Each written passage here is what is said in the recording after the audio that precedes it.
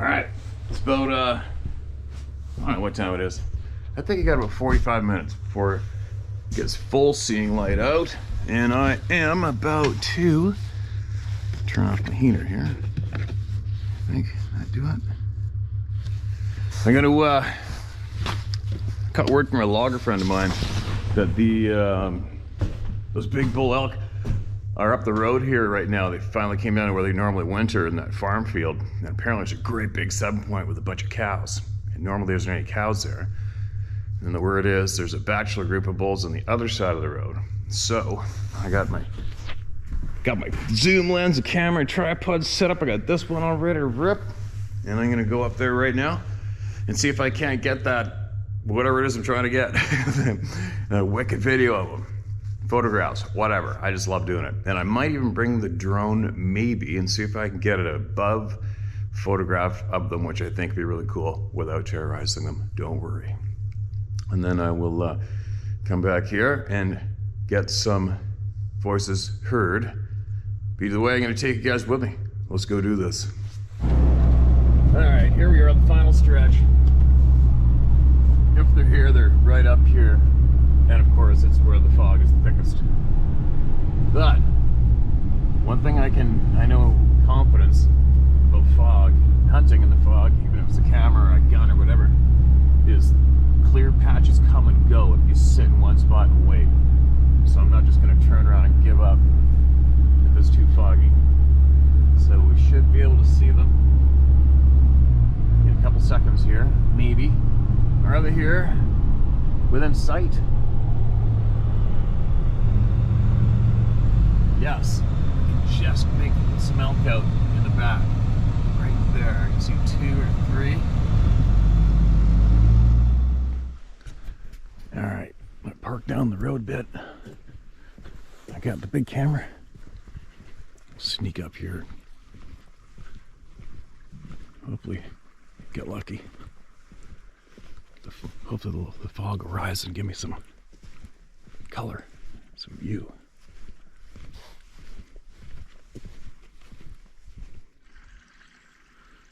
Well, shit.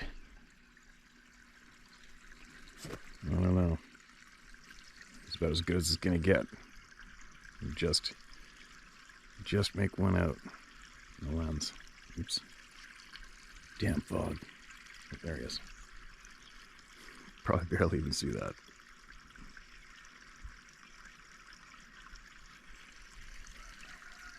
Give me a clear patch. Just one. Come on.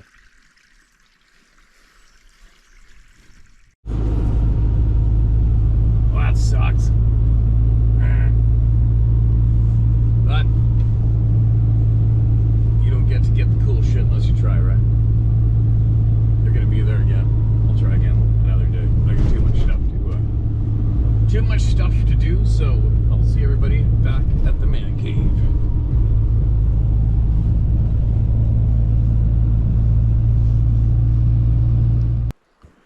All right, remember this spot?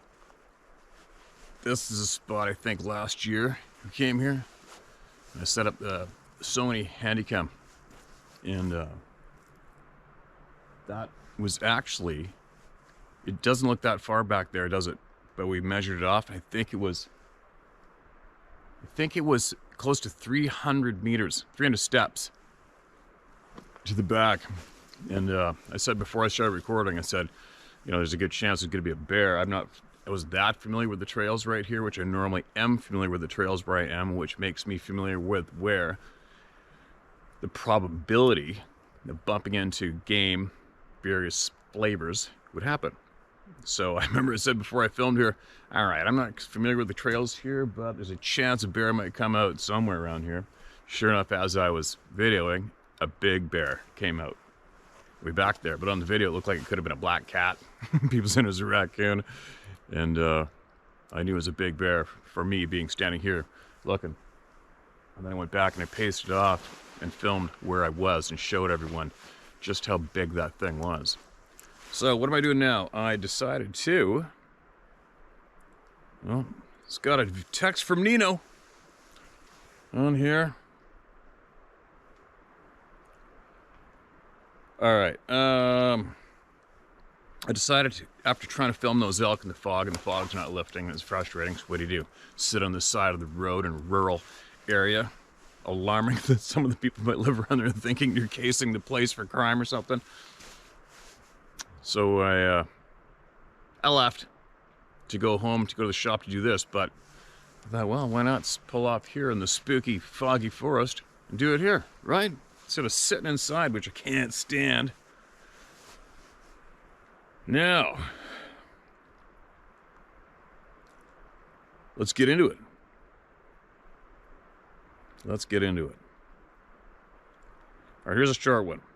Now, a lot of these emails I'm reading today and yesterday, they're recent, okay?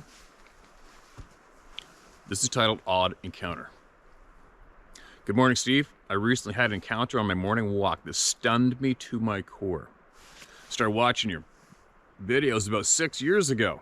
I never doubted their veracity. I'm a 75-year-old retired nurse and have believed in the existence of other beings since watching the Patterson film and learning of the Yeti. Anyway, I walk on a local trail in Denver, Colorado, nearly every morning. It's very much a suburban area. The park is a local nature center, which bans bicycles and dogs on their trails. I was rounding the west end of the lake and saw a man on his bicycle riding on a parallel trail about 30 yards away. I've seen tire tracks before, but never actually saw anyone riding there before. My immediate reaction was to kind of chuckle to myself. His head then turned sharply towards me.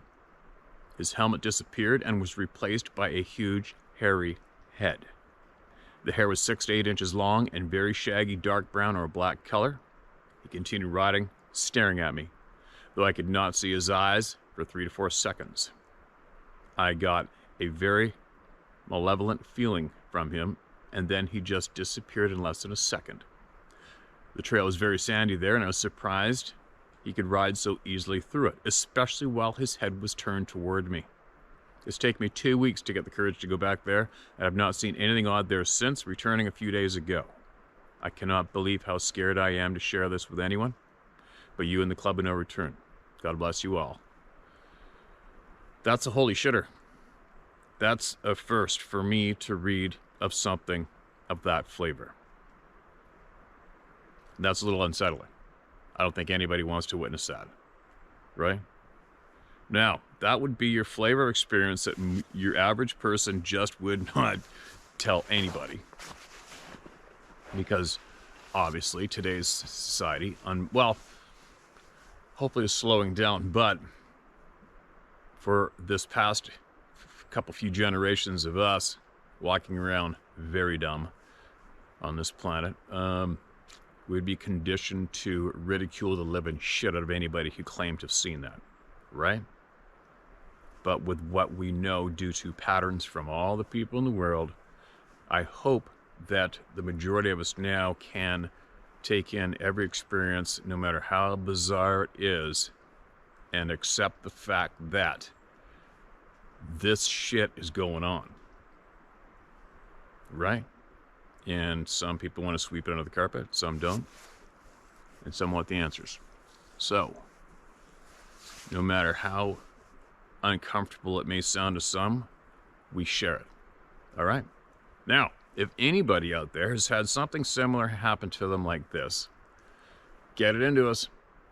All right? This is the safe place. Get it into us. All right? Get it into us. Now, where am I right now? I'm above the Stamp River, also above the timber, where numerous locals have ran into these beings right here in these forests, right here. Just so you know. If all my power goes dead on all the camera and the phone, we'll probably know what happened. Oh, before I forget, all right, I'll share this with you guys. While I was away this last time, and it seems to be when I go away on the hunting trips, some odd shit seems to go down at my house. And while I went away this time, I'll share this with you guys. Sarah saw a blue glowing, what people refer to as an orb. Me, I just call it a blue light floating in the house. She said it was about 6 to 8 inches round. Not the first time she's seen something similar. The kids have seen the same similar thing, but different colored lights. And she said it was a little darker in the center, not really translucent, and she just turned away from it and said, "Go away." So that's what happened in my home when I was away. One thing and another thing happened. Her daughter was at her work, took Sarah's car, and she was coming home from work in the dark, and she pulls into the barn, because that's where the little barn kittens are, to see them. And she said while she was at the barn, she heard what she described as a man whistling loudly up towards the end of the horse pasture. And she said that she went and got back in the car, the windows rolled up, and she said she could still hear the whistling in the car with the motor running and the windows up. So there you go. What can I say or do about all that? Not much at this point, but take note, be aware, listen, and make sure that it's safe to share openly in the house with everyone what's going on. And but let's face it, what do I do? What do you do, right? But be aware and keep everybody informed. And just be aware, take note, observe, record, report to each other in the house. That's all I got on that. Forgot to share that the other day. And you know me, I'm an open book. If shit happens or hear something, I just share it right away without thinking too much about it.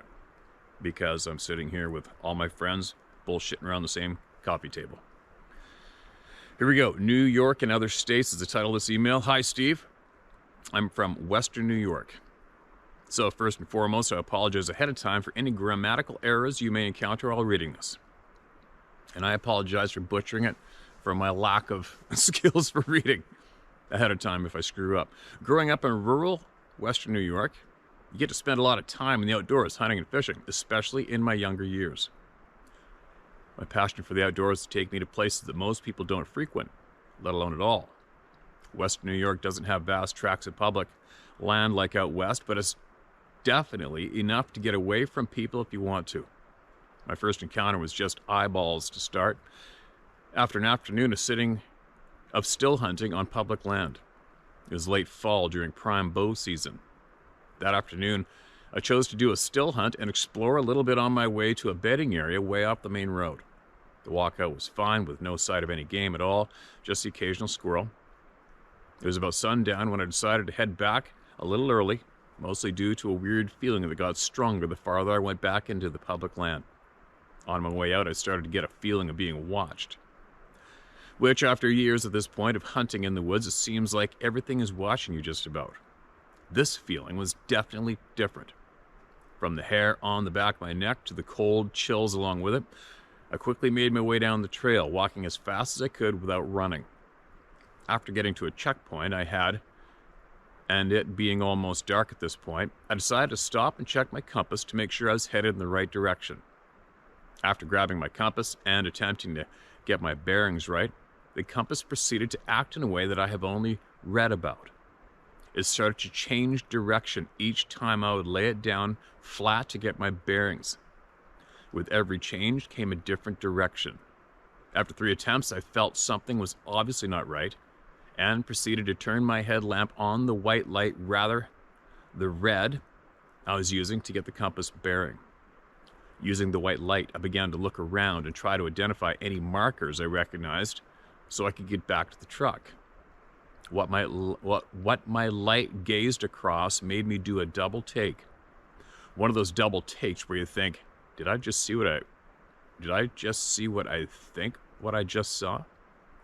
So on these trails, there are reflective trail markers, pretty much a reflective thumbtack, which reflects gray/white. What I saw next to one of those markers was an orange one, or what I thought for the first second to be an orange marker. Till after the split second of light being on it, it moved behind the tree out of the way of the light. Needless to say, my heart sank, along with being filled with complete fear. I wasted no time turning around and making a break for the thickest brush section I could find. I don't say that proudly. After a few minutes of getting through the brush, I stopped to have a listen to confirm or deny to myself if was being followed. After about 20 minutes or so, after seeing the eyeballs, I made a phone call to a friend of mine to come honk his horn at the road so I could find my way out easier. After finally making it out of the woods and meeting my friend, he asked me what happened. I replied, I just got lost. Up and until this moment, Bigfoot was never a thought in my mind. I've had a few moments before that made me sit back and go, but never be definite on what was the culprit. From this moment, the encounter/experiences seemed to get bolder and more upfront. I unfortunately have quite a few more encounters that made me wary of going out in the woods alone unless I have my dog with me. I'd like to note that I believe I have experienced both good and bad beings. One has given me the feeling of being hunted. The other has given me the feeling of pure curiosity. I'm not sure what it means exactly, but things like a skinwalker and a dog man are also real, unfortunately. Thanks for providing a platform the way you do. The knowledge shared here has helped me and many others put these pieces of this crazy puzzle together. Best wishes, some guy from New York. All right, some guy. Appreciate you, man. And another one, right? Another one with the glowing light. What's going on?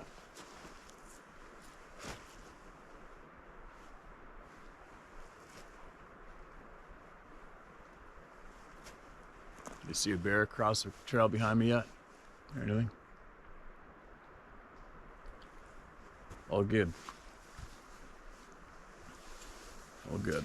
Appreciate you sending that in, man. Keep us informed with more knowledge as you get it, all right? Here's another one, titled, Hi, Steve. Hi, Steve. Thanks for all you do for those who have had these experiences and didn't expect them or want them. I've watched your channel for the past 3 years looking for answers to my own experiences. I'm a 19-year-old hunting and fishing guide who lives in Alaska. I'm driving south for the holidays in a week or so. It would be really cool to meet up and I could share some of my crazy experiences with you in person. Let me know if there's a day and a time that works for you or not, no worries. God bless you and Sarah, and thank you for spreading the truth and taking a stand for the good. Best regards, John Baker. Wasilla. Okay, John, I know I hunted with a guide from Wasilla, and I hunted with him northwest of Anchorage. Man, I forget his name. He worked for a guy, an outfitter. His name was Steve, who's been at it for a long time. Big sheep guy. The Steve guy was on the cover of one of those big sheep books years back. Anyway, sorry for the babble. Yeah. I don't know if that would work out or not. Obviously, you're going down Alaska Highway. And for my schedule, I will be about 45 minutes west of Fort St. John on that route. I think around possibly the 10th, 11th on. That's my schedule, man. So if you wanted to scoot down that road for 40 minutes after seeing light's done, you never know, might be able to happen. Give me a blast when you're going through there if it's after the, say, 11th of November, and we might be able to pull it off.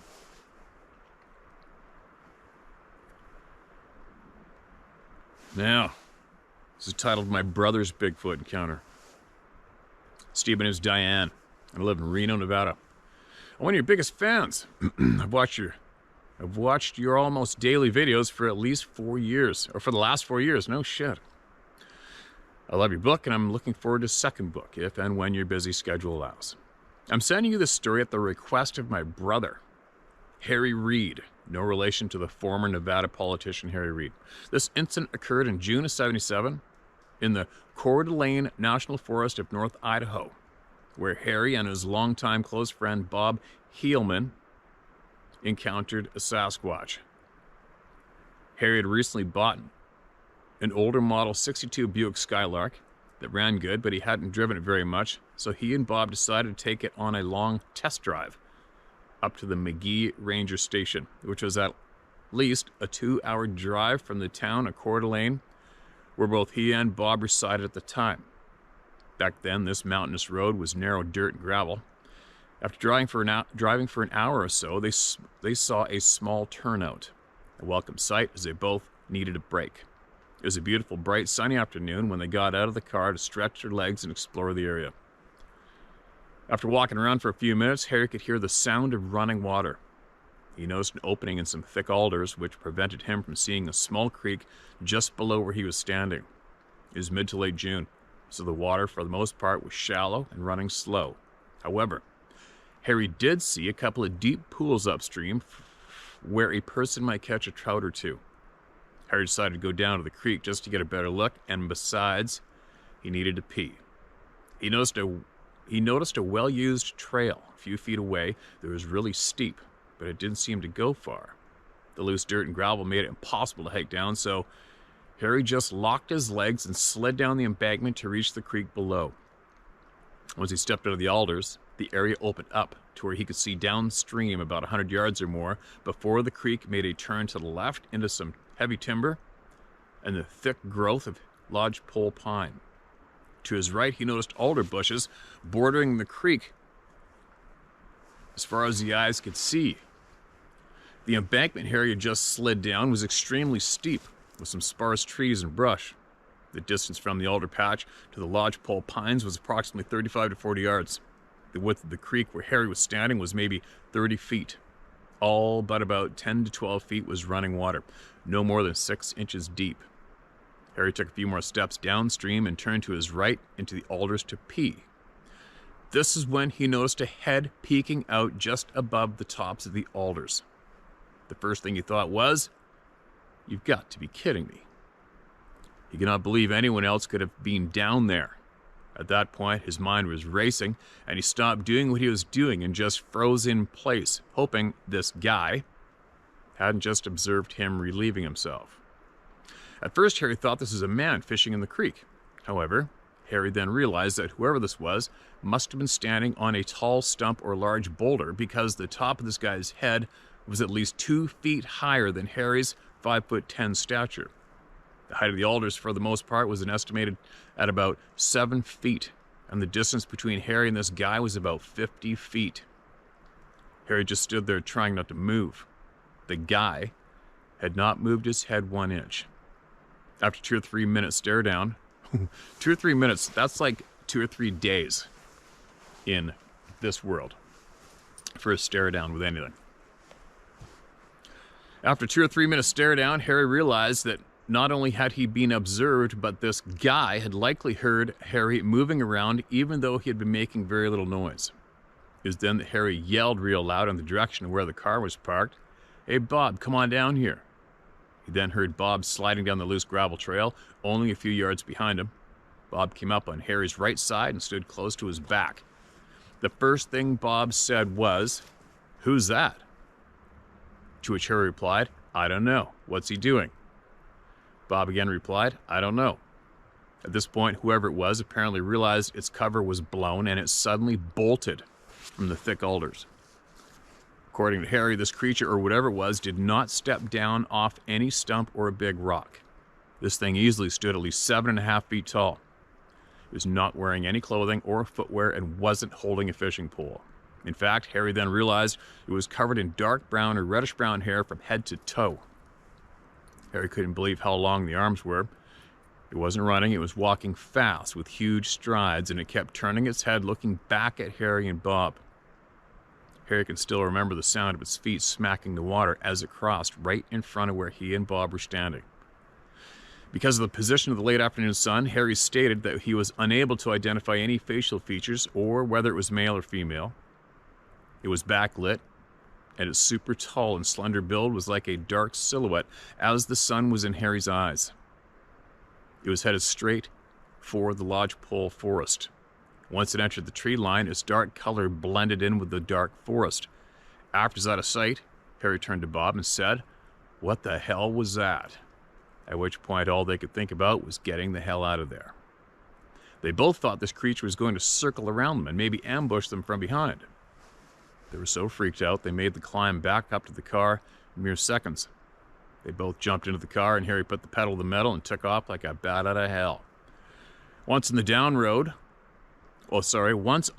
the road, a ways, still heading in the direction of the ranger station, they finally started to feel safe. And the realization hit them that they had just witnessed a Bigfoot, no question about it. Harry then noticed his 35mm camera sitting on the console. Unfortunately, not carrying his camera with him was a lost opportunity to perhaps get a picture during the encounter. Right off the bat, Harry and Bob started telling their friends about what they saw, But they soon learned that almost everyone who heard their story thought they were both nuts. Their friends would make jokes and laugh at them. So for many, many years, they both never really talked about their shared experience, although every now and then they would get together for a few beers when no one else is around to reminisce about the events of that fateful day. Sometimes Bob would remember certain details that Harry didn't remember, and vice versa. Recently, according to Harry, who's now 71, the reason he can recall the encounter in such detail after 46 years is because when something like this happens in your life, you never forget it. Said everybody. He said there's rarely a day that goes by, even now, that he doesn't replay the experience in his mind. Said almost everybody. Harry stated that his whole encounter with the Sasquatch, from when he and Bob first parked the car at the turnout until they sped off in a cloud of dust, was only about 20 minutes. Only. It all happened really fast.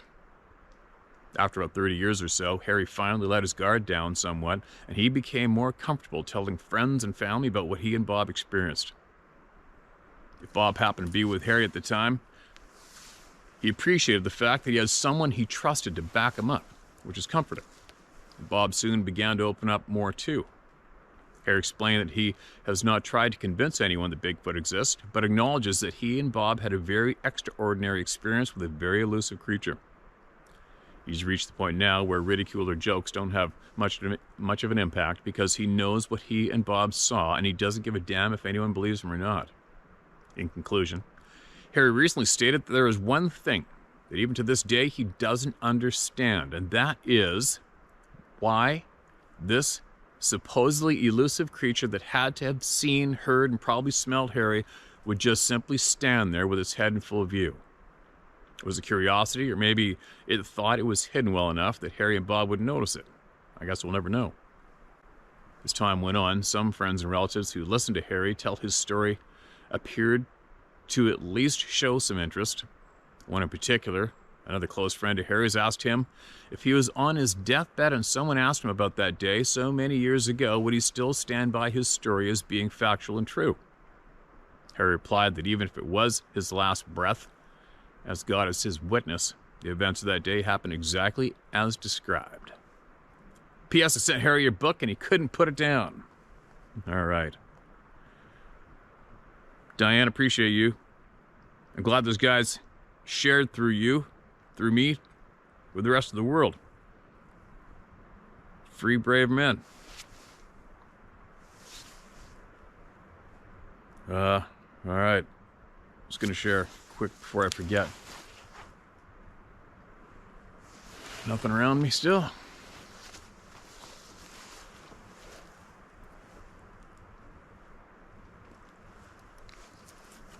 All good. I tried the pressure washer on the chicken yesterday. Epic fail. I'm sure a bunch of you were laughing, and I didn't. I am the type of always all my life. I've always tried everything myself. I gotta try it for myself. No, it's not gonna work. I don't give a shit. I'm gonna try it myself and see if I can do it.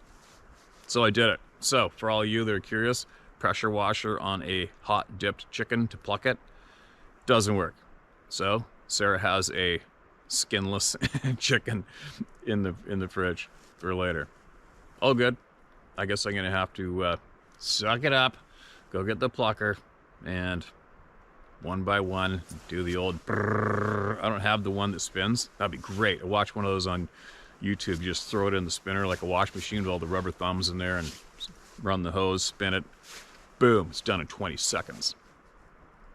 I'll get it done. I just thought I'd give it a go. Now, who else?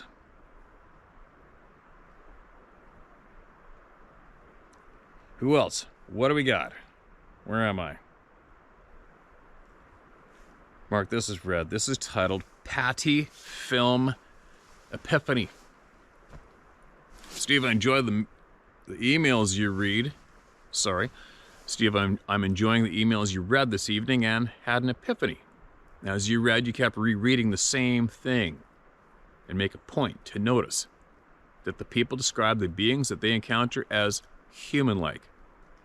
Is this why so many people discount the Patty film as a hoax? She, Patty, to me looks like a human. Either she is or she is displaying that human-like nature that so many encounters describe. Love to hear your thoughts on this. Thanks for taking the time to read this. Gary Knickerbocker. Yeah, I don't know, Gary. The Patty film's been done and dealt with from every angle anyone can come up with 1,000,000 times over.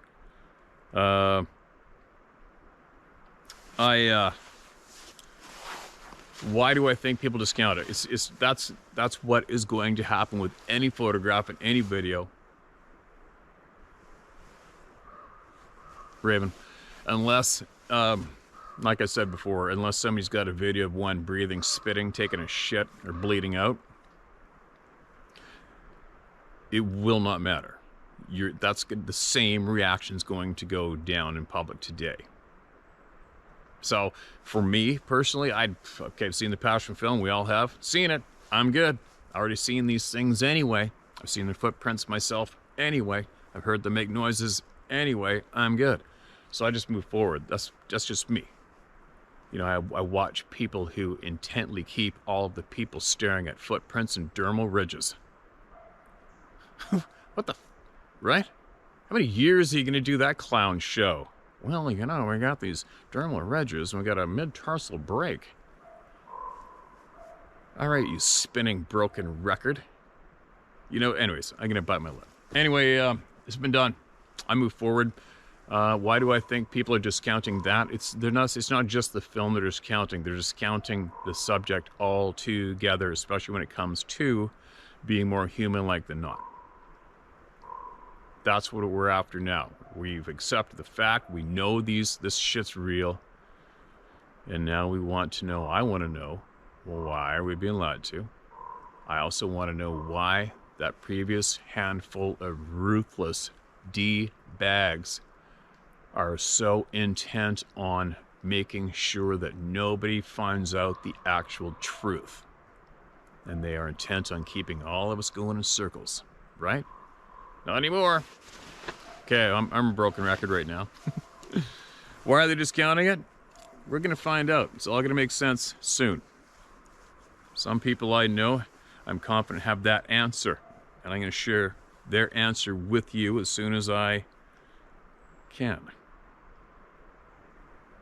Now where am I going? Where am I? I got to find some more here. All right. I think I have to go to another folder, I think.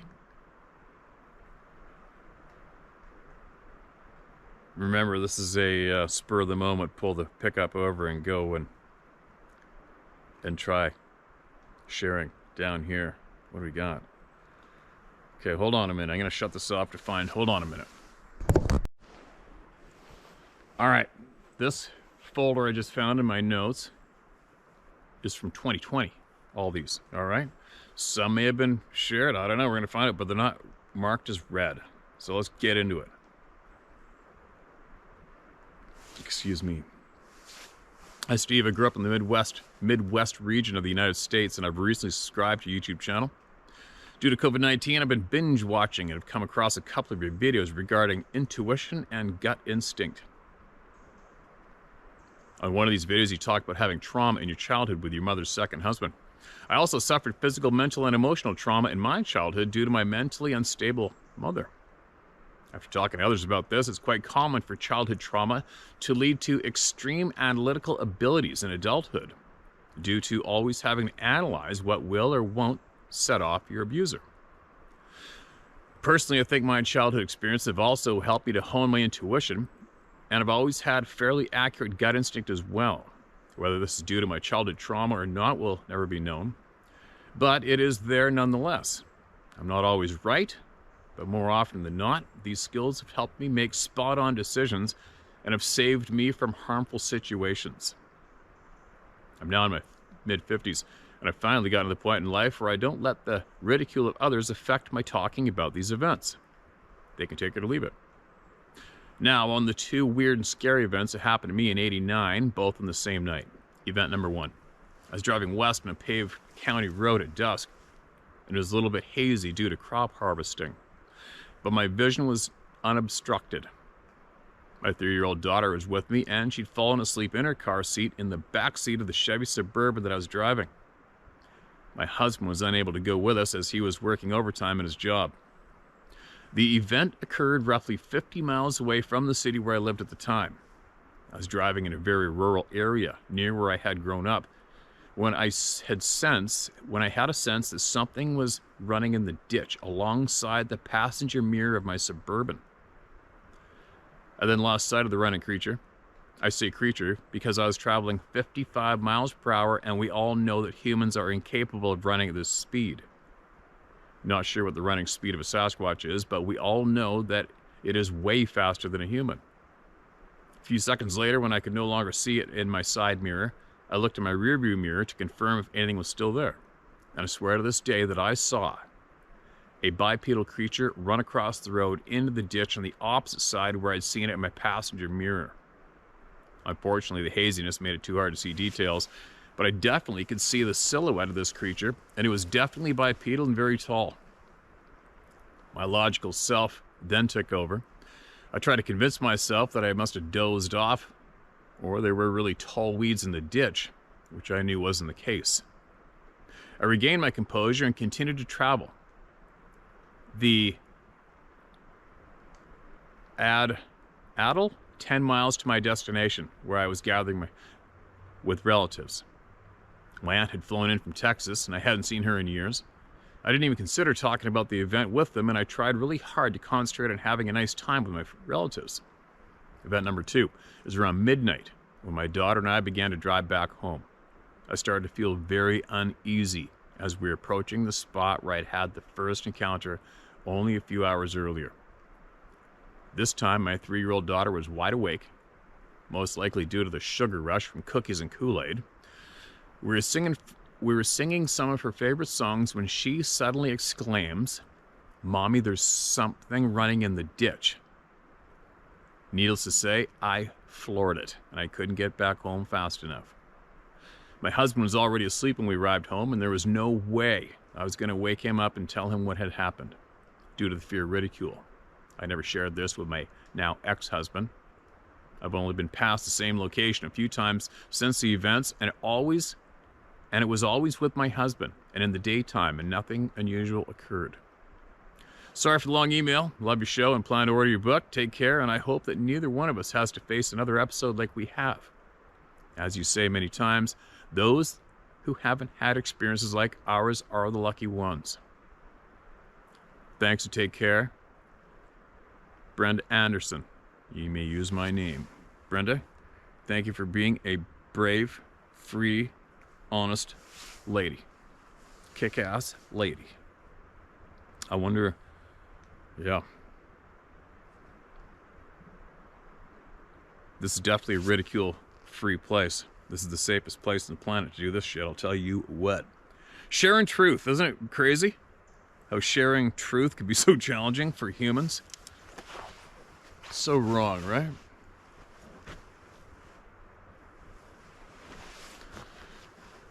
You always check your surroundings. Always. Always, always.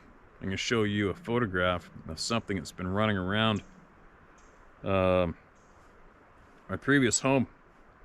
This photograph was taken... Okay, where are we here? This photograph was taken about roughly crow flies. Maybe 600 meters from my previous front porch. Look at this thing. Hope you can see that.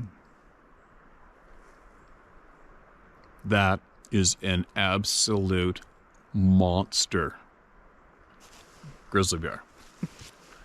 Right? That is a absolute hammer time Godzilla-sized grizzly bear. And that's an example of why we all need to just look around. Take it in, make sure you're not missing anything, and then go back to what you're doing, enjoying shit. You know, I've never seen a grizzly bear like that anywhere near any of my previous homes. And all of a sudden, boom, there's one right there. So, for anybody who may laugh or call me paranoid for looking up in the trees and taking a quick 360 around,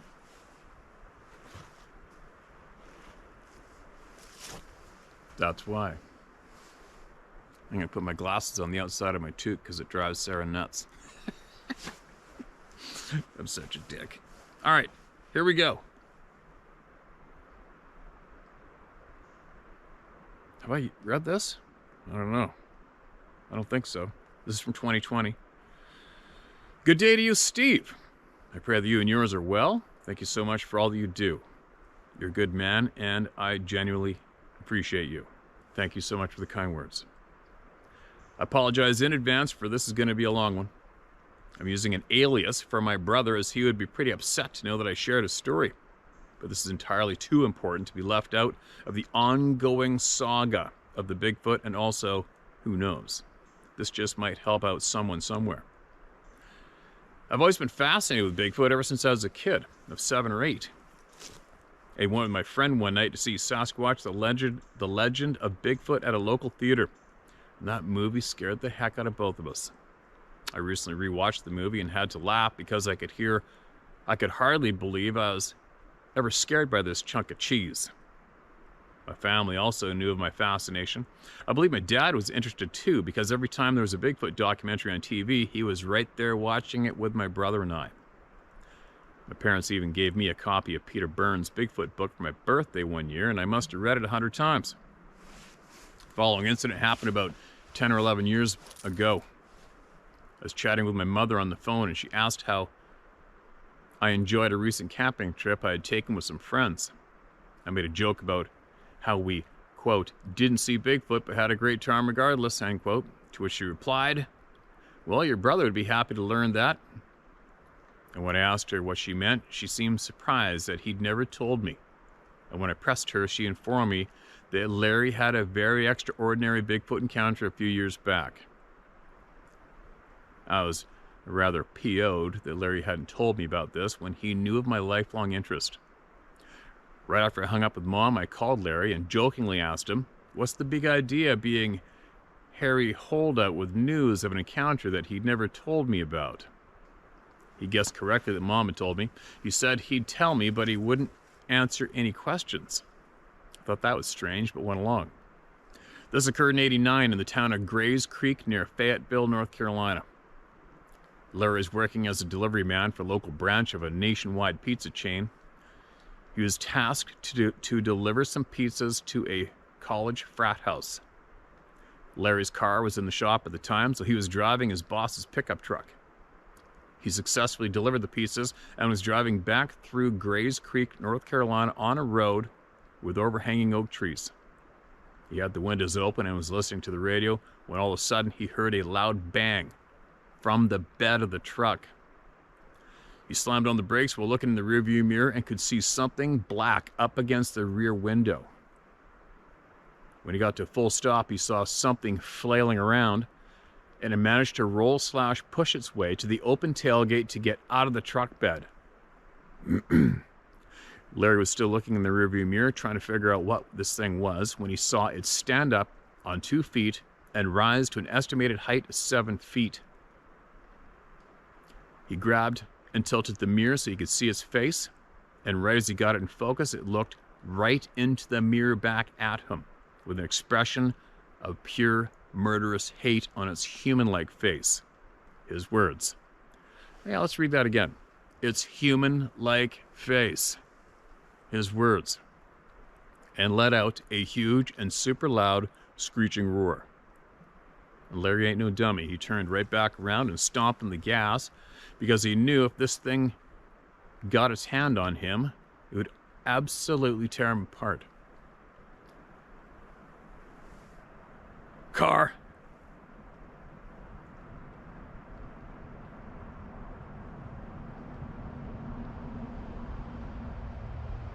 Sorry.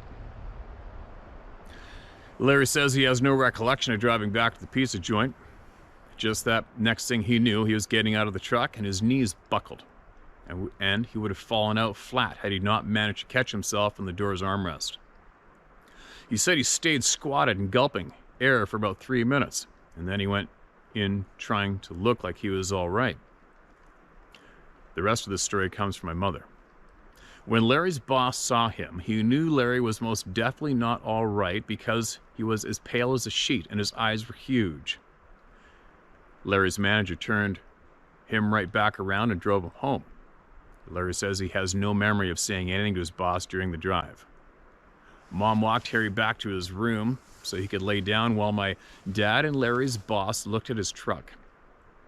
The part of the bed's sides near the window were crumpled downwards a good bit, and there was blood in the bed as well as some tufts of hair, and there was a really bad smell. Dad said it smelled like a skunk had sprayed down a burning tire while King Kong crapped on it. That's a good one. That's a new one. Mom and Dad wound up sitting up with Larry all night because he was obviously in a state of shock, and they came close to taking him to the hospital a couple times, but Larry insisted he was okay. He related his story to both Mom and Dad a little while after they say they both believed him, and my parents have always been experts at spotting lies. Trust me on that one.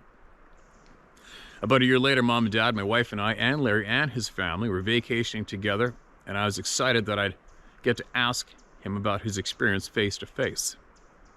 I sat down with a notepad and pen and had downloaded a voice recorder app on my phone. He looked at both and just said, "No way, bub. I don't want you submitting this to any Bigfoot organization, and furthermore, this is going to be the last time we talk about this, okay?" I agreed, asked some questions that helped fill in the blanks in the account I just shared with you. Now the car. Camper.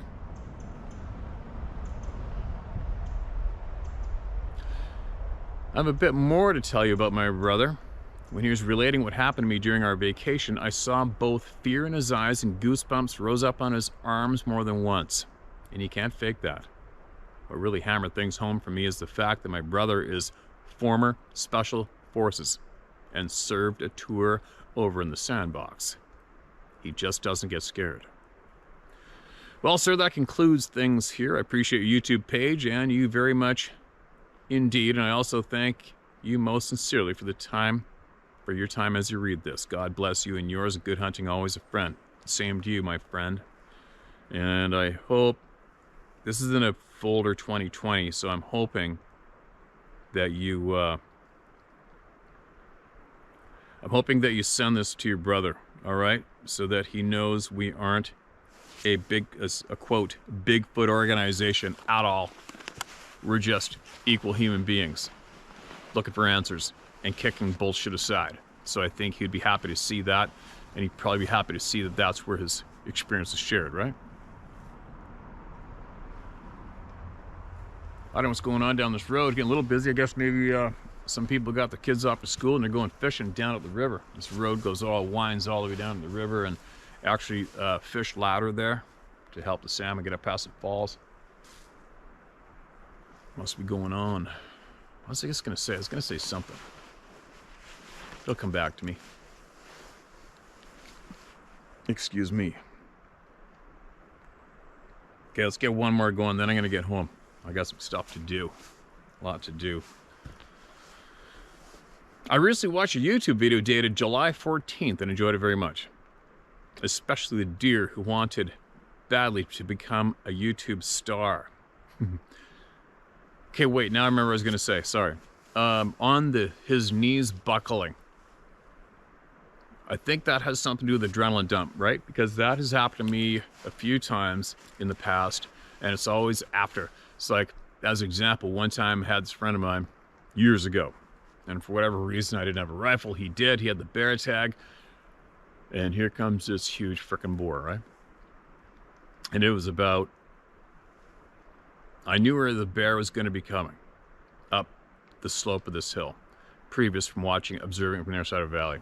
I'm pertaining to the knee buckling thing. Make a long story short, I situated us right in the trail it was going to come up. And then my friend had never harvested the bear, big bear like that before ever, no bear, and the bear's coming up is about, grizzly bear, it's about, I think it was about 25 meters from us, 30, when the shooting started.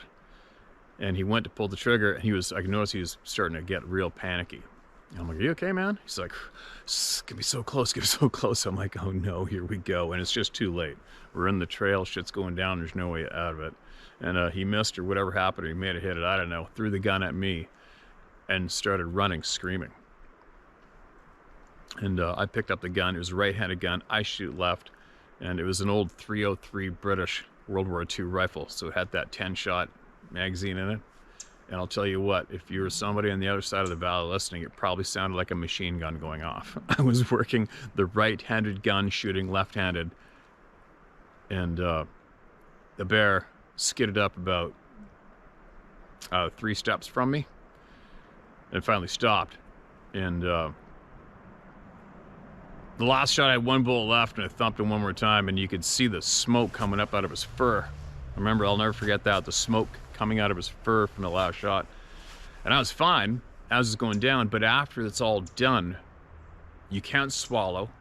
You get instant dry mouth, and my knees started shaking like I was in an earthquake. It's kind of weird, but that happens afterwards.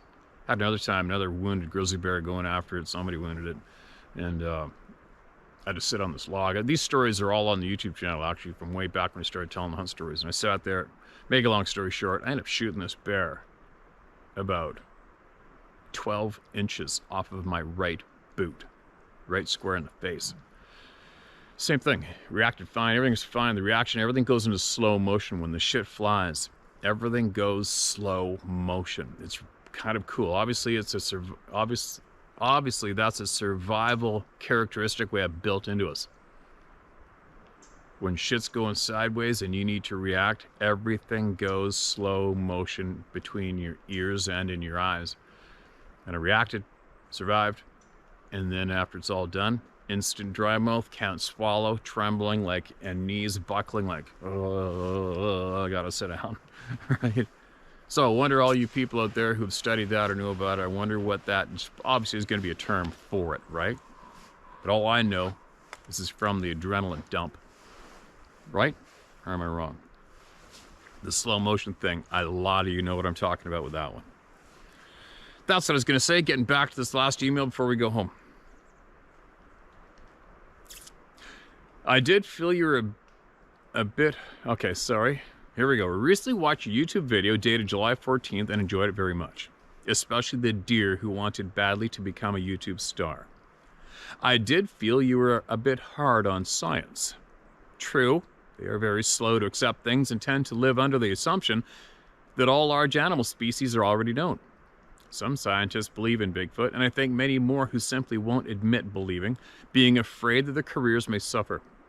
Also, have you ever considered that they may have been asked or even ordered to not say that Sasquatch is real to protect the species?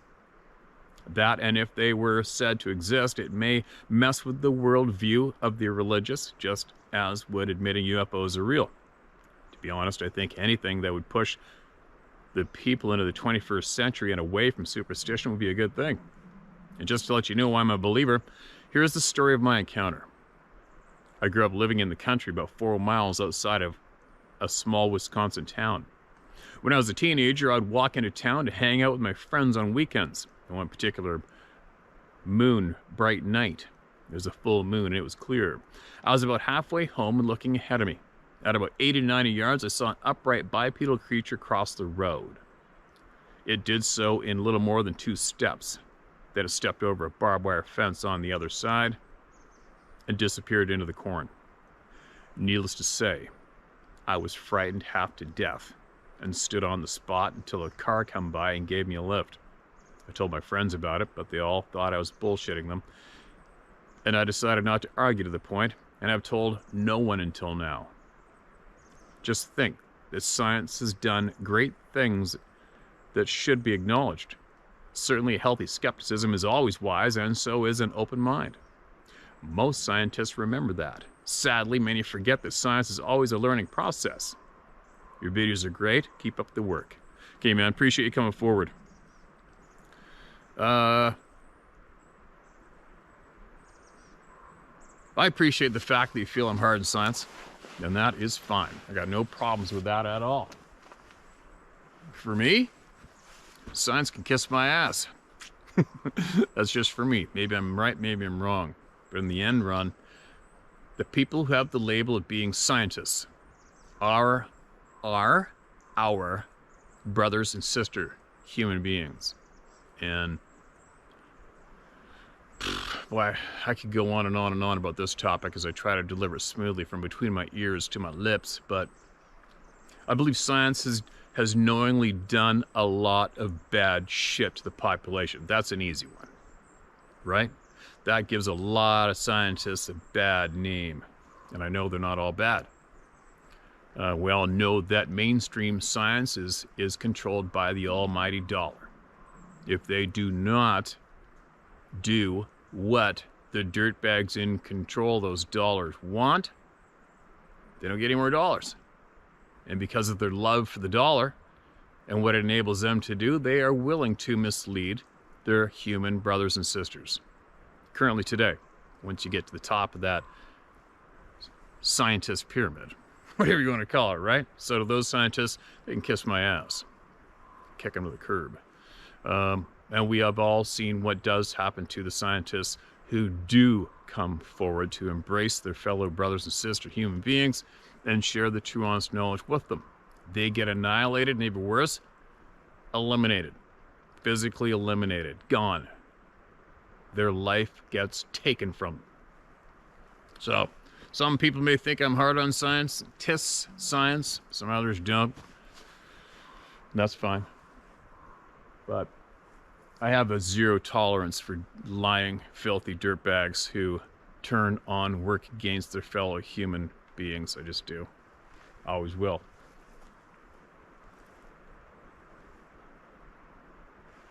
That'd be crazy looking up and seeing a tree top swinging violently right now. Not that I'm craving that at all, but once you're aware of the patterns are etched in your head, and you always take note that something may be going on, right? Self-preservation. Then again, me talking about self-preservation is kind of silly, isn't it? At times, here I am standing here in the middle of nowhere where shit does go down. I don't even have bear spray or nothing, right? As usual. I let what may come, or not.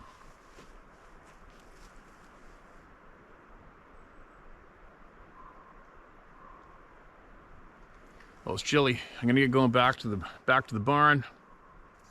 Back to the barn. Keep going on my chores. Get this loaded up for all the planet to hear. And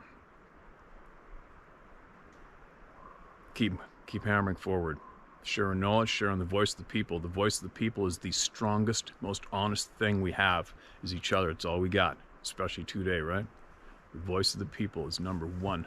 Always should be. The voice of the people has been successfully taken away for quite some time now. We're turning that around, right?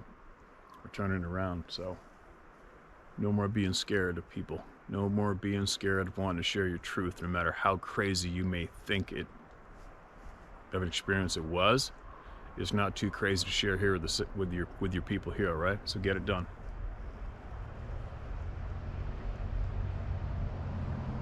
Okay, I'm gonna go share my story at howtohunt.com, and Sarah's store is always a click-through link for her store in the description below, and I believe that excuse me, she is hoping to get rid of her current stock of items.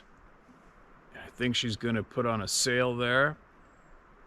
And then she's going to move on to some other items. And I believe she shared all those pins out there with everybody. Got the freebie pin in with their order from one of our subscribers here who has some cool skills at creating those items.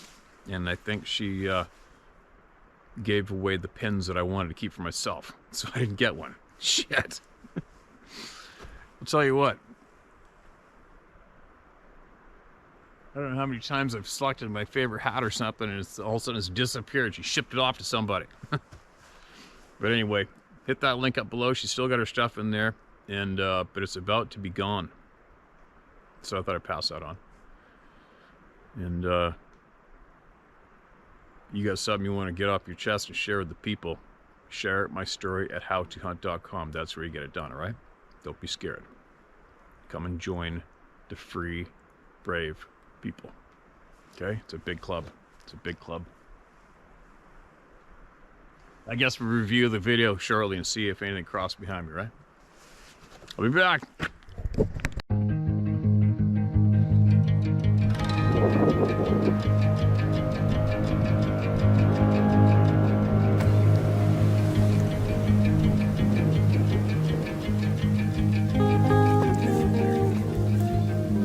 Huh?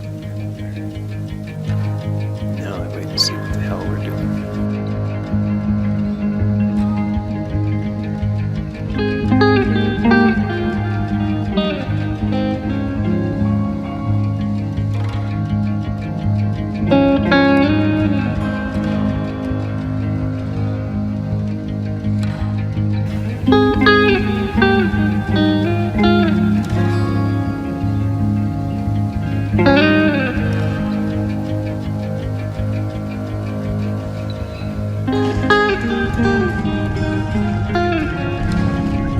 Slide right up.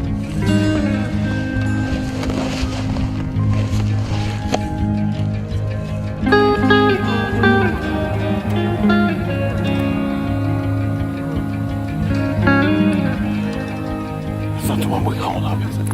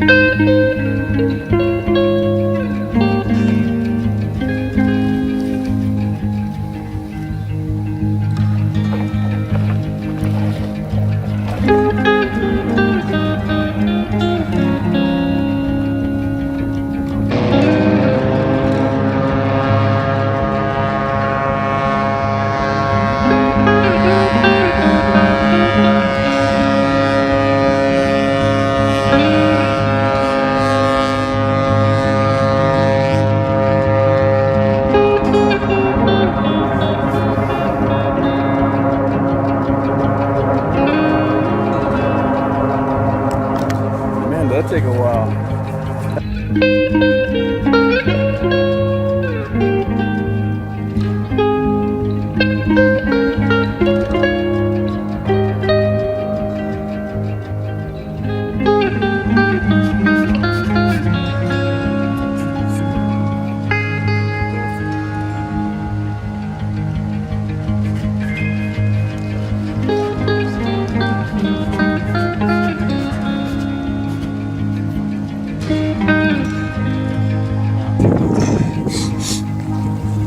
And this is how you come down.